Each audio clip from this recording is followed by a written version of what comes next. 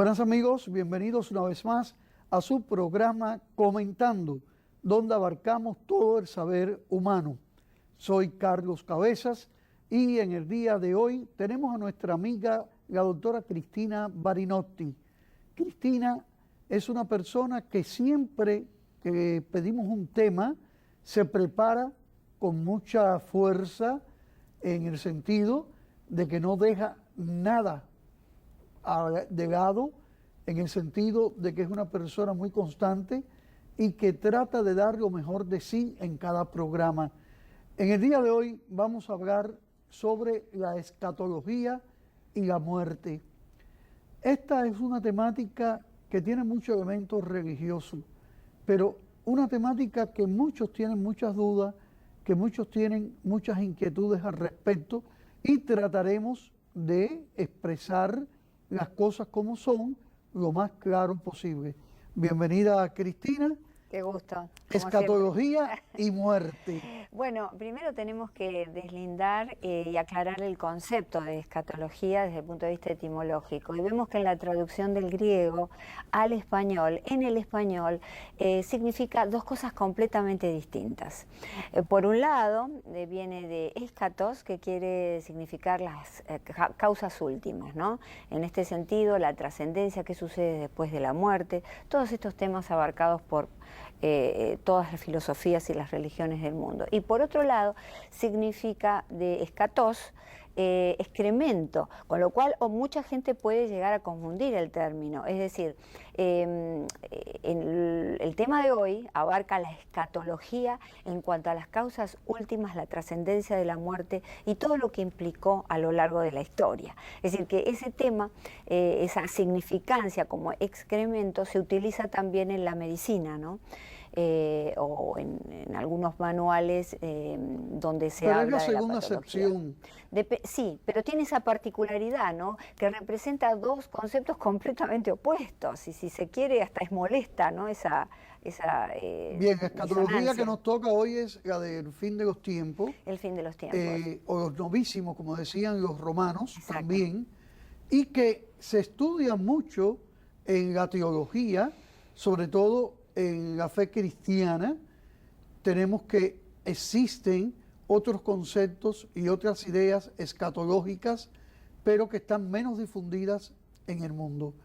Nosotros, al pensar en el fin de los tiempos, quizás tenemos la idea de una destrucción, de un caos, donde todo termina como puede terminar con un tsunami, con una tormenta, pero eso cada vez no se interpreta así y se ve de diferentes formas. Sí. Vamos a comenzar por Pierre Teilhard de Chardin, que era un gran antropólogo, sacerdote jesuita, y que él decía que el fin de los tiempos ya había ocurrido con la muerte de Cristo en la cruz, y yo aumento y su resurrección. Vamos a ver nosotros qué mensaje tú nos traes sobre escatología que no tenga que ver con esta fe cristiana, que después la veremos al final. Bueno, debemos decir que el concepto de la muerte, del fin de los tiempos, de la trascendencia, de lo que va a suceder, ha sido una inquietud que ha recorrido la historia desde la más remota antigüedad. Podemos decir los griegos, por ejemplo, comenzó con Platón, la idea de que este cuerpo es la cárcel del alma y que cuando nos morimos luego va a ir a un lugar mejor o a un lugar peor. Esto lo toman los romanos y vemos que los romanos hacen de la muerte algo muy particular. Le dan un sentido como perteneciendo a la vida. Ellos tenían una frase que por razones, yo pienso, de marketing intelectual, no se ha comprendido, se ha dividido. El carpe diem, ¿no? Que quiere decir vive el presente o vive el día. Pero la frase no es carpe diem solamente, es carpe diem memento mori, que quiere decir vive el presente, recuerda que morirás. En este sentido, cuando hacemos uso de este carpe diem, cuando celebramos la vida que tenemos y todo a nuestro alrededor, los dones, los bienes, lo vamos a celebrar con mayor ímpetu si recordamos que vamos a morir. que no somos inmortales, que no podemos dejar para mañana aquellas cosas que podemos hacer hoy con nuestros seres queridos. Este memento mori, bueno, está escrito en todos los monumentos romanos, ¿no?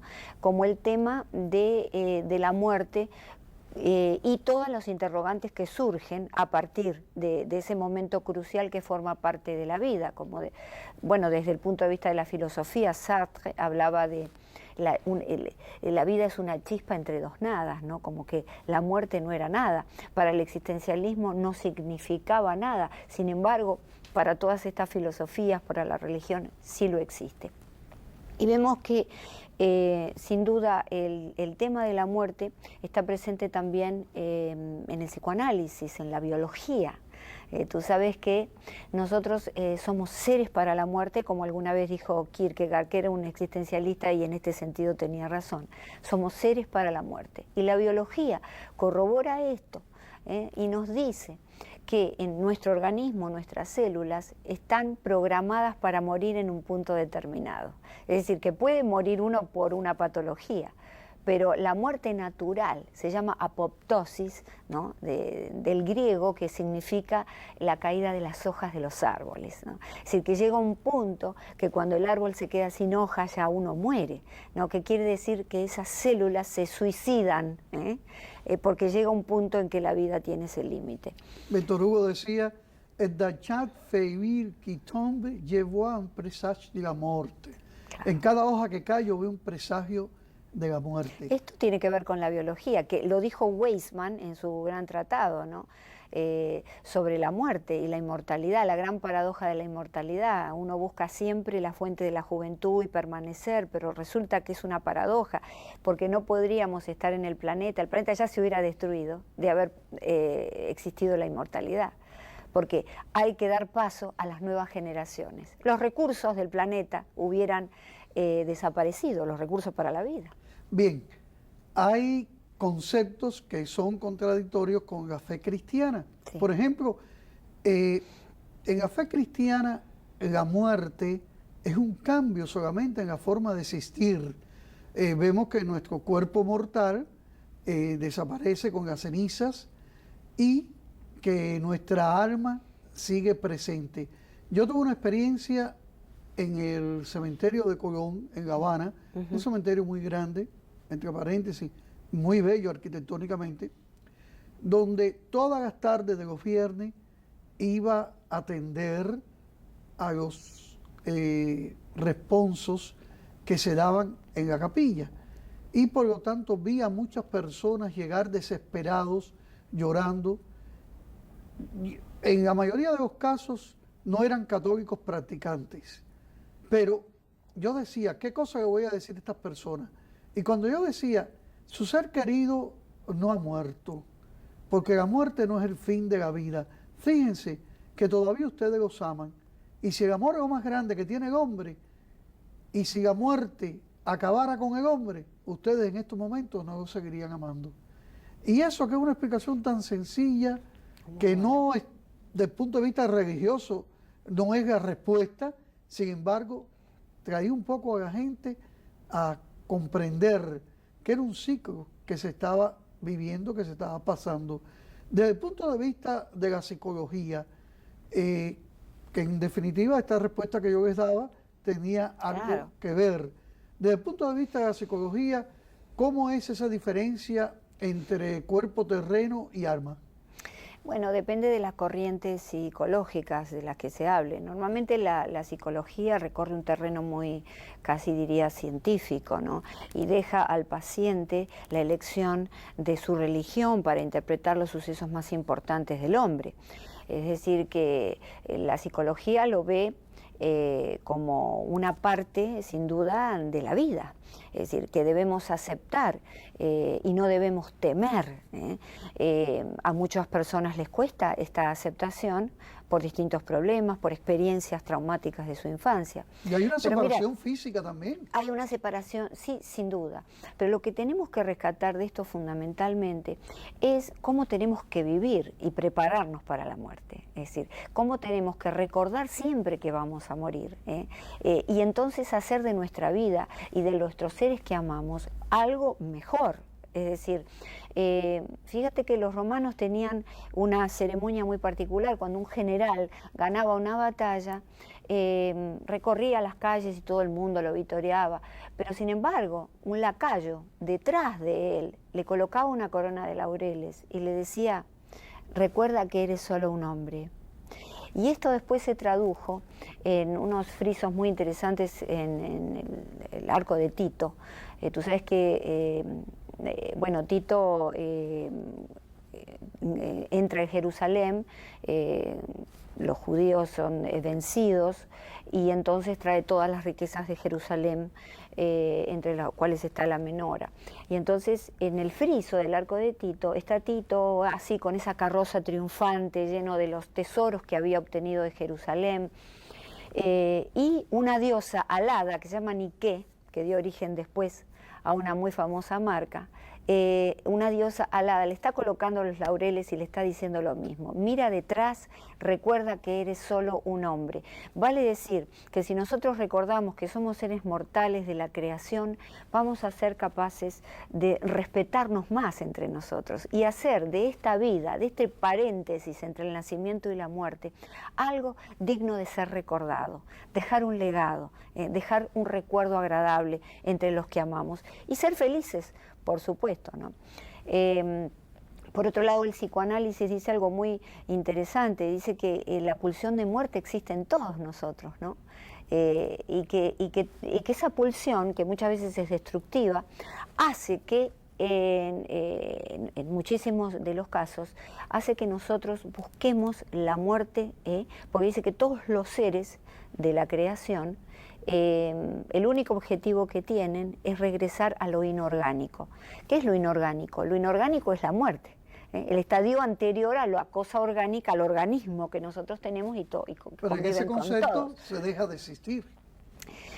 Bueno, hay como, claro, lógicamente, estamos despojándolo de la fe es tan necesaria, ¿no? Que de alguna manera, como te dije, empezó con Platón, siguió con el Imperio Romano y se pasa al cristianismo, toda esta idea de que después de la muerte nosotros vamos a existir.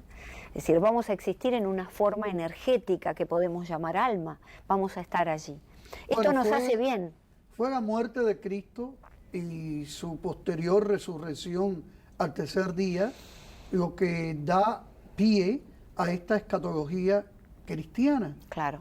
Diciendo que nosotros también vamos a resucitar, que vamos a tener un juicio que es un juicio personal.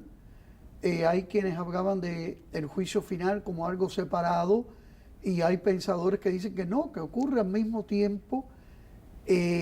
Por supuesto, se está hablando de conceptos de eternidad que no es el que nosotros estamos acostumbrados de tiempo y espacio. Claro. Para Dios, que vive en la eternidad, todo ocurre en el mismo momento. Exacto. Mientras que nosotros, el tiempo y el espacio es el que controla nuestras vidas en ese aspecto. Entonces, esta resurrección de Cristo nos habla de la parusía, que sería la segunda venida de Cristo ya triunfante, y nosotros con un cuerpo glorioso resucitado, viviendo con esa alma coeterna.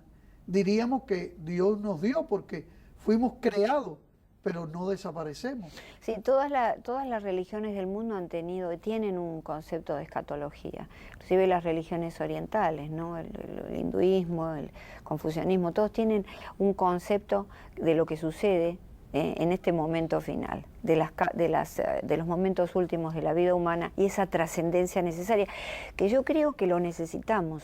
Pero la trascendencia esa no es en el sentido de cuerpo no es glorioso. No, claro, lógicamente, la teología cristiana es eterna. Sí, sin duda, con diferentes matices, pero existe en todas las religiones una explicación de lo que es el mundo. Yo creo que el mundo de alguna manera se va a destruir a través del ser moral, ¿no? De la destrucción del ser moral, que es lo que estamos viendo nosotros. Entonces yo creo que debemos de alguna manera replantearnos constantemente esta idea de la muerte, ¿no? De cómo queremos dirigir nuestras vidas hacia ese momento final de trascendencia, que es necesario y que está impreso en el ADN humano y que es necesario para dejar paso a los otros, a los jóvenes. Creo que no tenemos que enamorarnos tanto de nosotros mismos y del concepto de vivir eternamente. Tenemos que enamorarnos más de la idea de pertenecer a un todo, que nosotros podemos modificar con nuestras acciones, que podemos ingerir, que podemos aportar cosas buenas a los demás. Somos parte de un todo, no somos individuos separados. Creo que esta es la manera mejor de afrontar este momento entre el nacimiento y la muerte, esperando ese ocaso final. San Francisco de Borja, que fue el gran duque de Gandía, sí, acompañó el féretro con el cadáver de la reina por muchos pueblos de España, hasta que cuando llegaron al final, que tuvo que reconocer el cadáver, cuando vio la corrupción que ya había en el mismo, dijo: jamás serviré a reyes que se corrompan. Claro. Esa corrupción que trae la muerte consigo, y que en definitiva, de todos los puntos por los cuales podemos conocer que una persona está muerta, muchos pueden fallar, pero el único que no falla es la corrupción del cuerpo. Sí. Esa corrupción del cuerpo es la que desalienta mucho al hombre a tener miedo a la muerte. Sin duda, yo creo que sí, hay una gran... Esa es la dualidad, ¿verdad? La dualidad. Y no saber si en efecto yo voy a sobrevivir después de la muerte. Sí, sin duda que la corrupción de la carne es algo que desalienta, porque el hombre en sí mismo tiene esta necesidad de ser perfecto, de ser un héroe, de ser un dios. Lo vemos, por ejemplo, en Grecia, ¿no? Con el Olimpo, estos dioses antropomórficos, es decir, que el hombre tiene necesidad de ser eterno, de ser Dios, y todo aquello que le recuerde que es sencillamente un hombre, memento mori, recuerda que vas a morir, María, porque eres un hombre, María, nada más. Cristina, siempre estoy por decirte María. Bueno, es un elogio. ¿Será que tienes una imagen parecida a la Virgen María?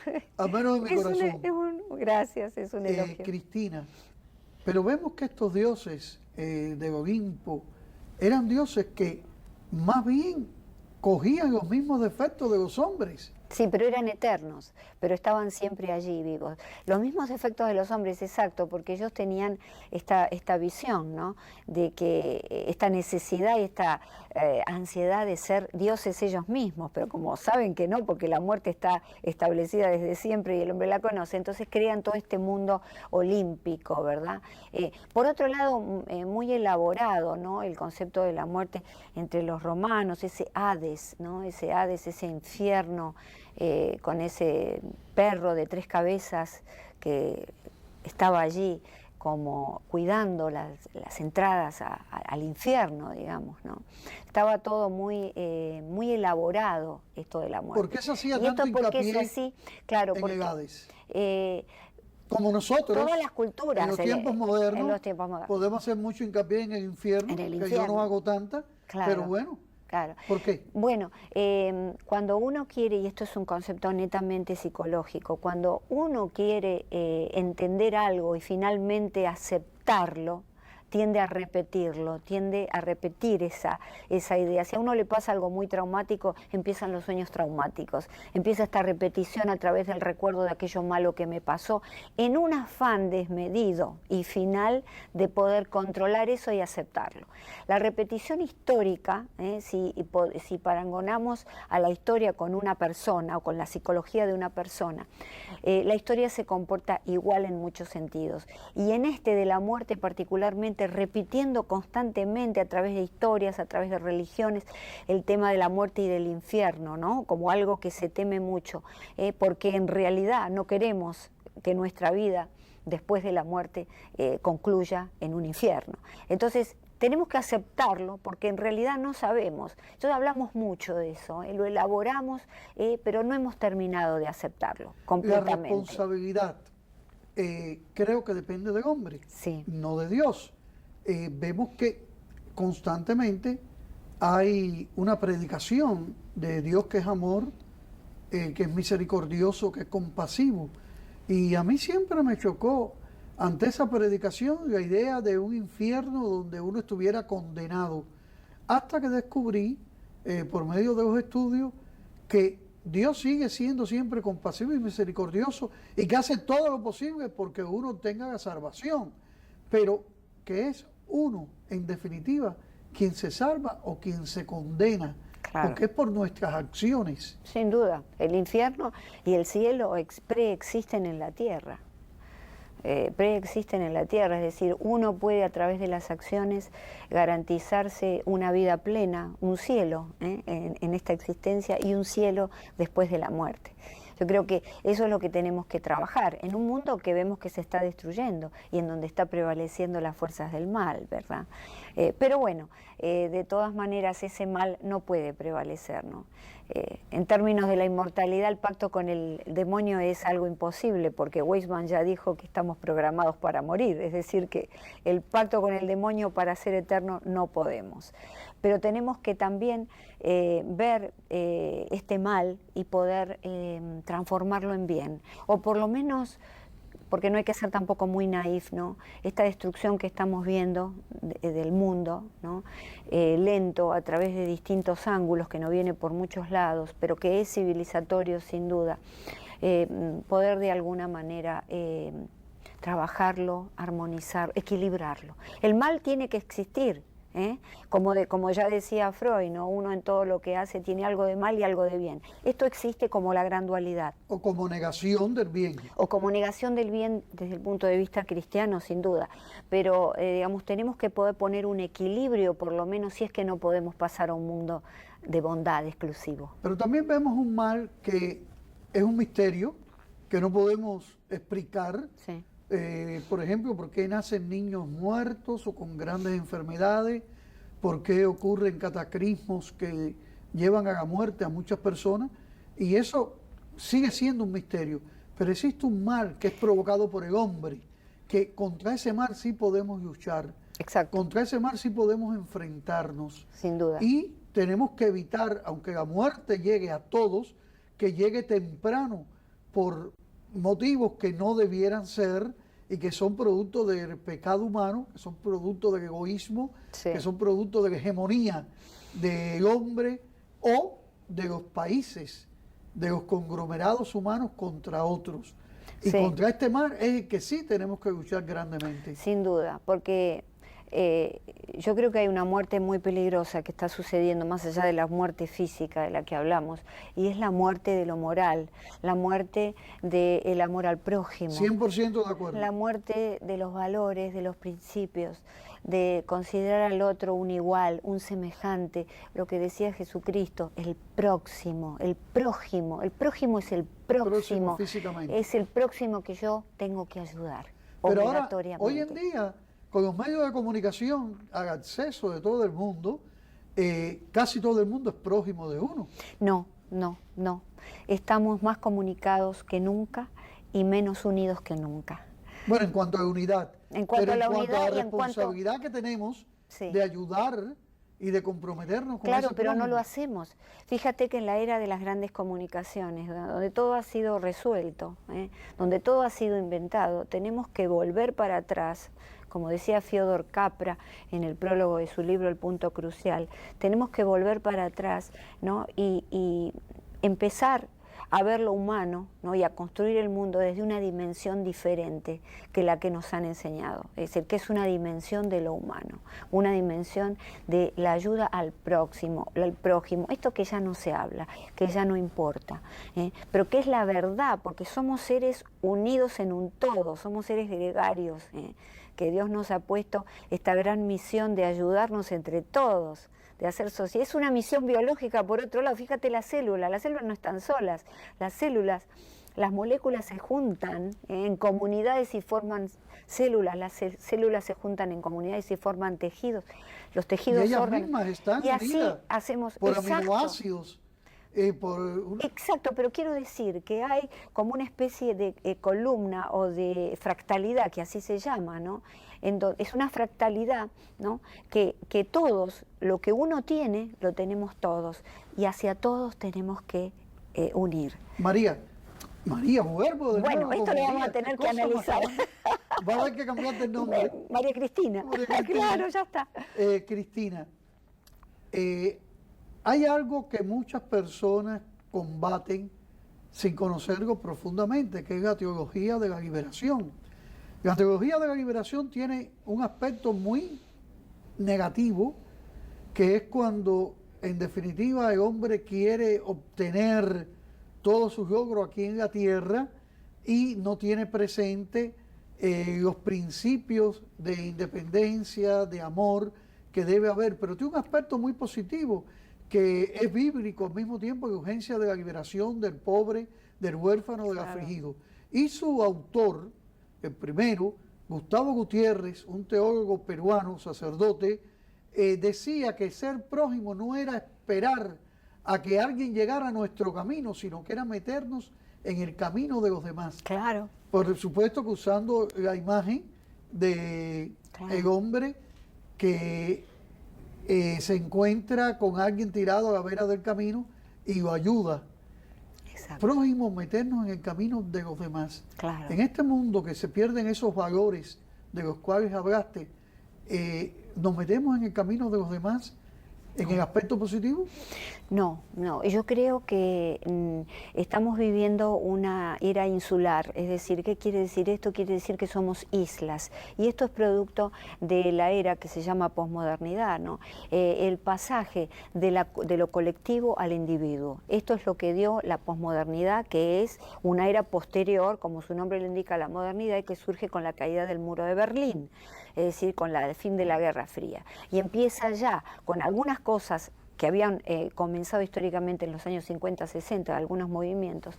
Esto se cristaliza en una suerte de no creer en las religiones, no creer ya más en los grandes relatos, no creer en nada y creer solamente en el individuo. Hemos pasado a ser antropocéntricos, es decir, pero no antropocéntricos desde el punto de vista de una cosmovisión universalista, sino individualistas. Yo soy yo y no mis circunstancias, como decía Ortega y Gasset, soy yo solo. Las circunstancias que serían los demás no existen. Entonces yo no ingiero ni me meto en la vida de los demás. Qué cosa más grande. Pero al mismo tiempo hay que anunciar al prójimo lo que es positivo, lo que es bueno, para que pueda haber un cambio, no solamente del individuo, sino global. Exactamente. Amigos, como ustedes han visto, hemos tenido un programa muy interesante con Cristina Marinotti en el día de hoy sobre la escatología y la muerte. Muchas gracias y hasta la semana que viene en otro programa Comentando.